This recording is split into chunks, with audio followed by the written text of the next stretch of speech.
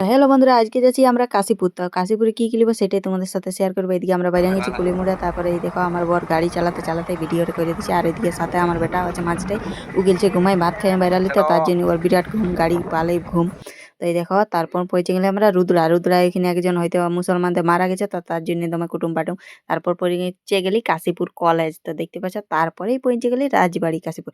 আর কাশীপুরটা ওই জন্য বিখ্যাত রাজবাড়িটার জন্য, কি বলো?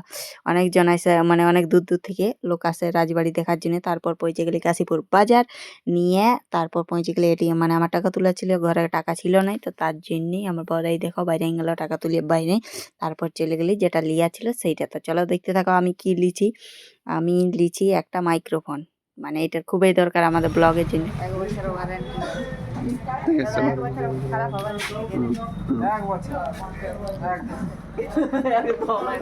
তারপর চলে গেলে লিয়া হয়ে গেল। তারপর একটা রং লিলি, ঠেলাটা আমরা ঘুরে শুরু করবো, মানে ঠেলা ধরো, ঠেলা আমাদের চলবে কি। তো চলো এই দেখো তার জন্য রং লিলি অনেক, মানে রংটা চলে গেছিল কেনার পর থেকে আর রং দেওয়া হয়নি। তো আমি এই কি বলে ওই বেগুনি কালারটা লিলি, মানে অনেক সবাই বলতেছিল আকাশি পাকাশি লিবে, তো আমার বেগুনি কালারটা একটু বেশি ভালো লাগলে, লোকে কপাটে রং করে তো খুব সুন্দর।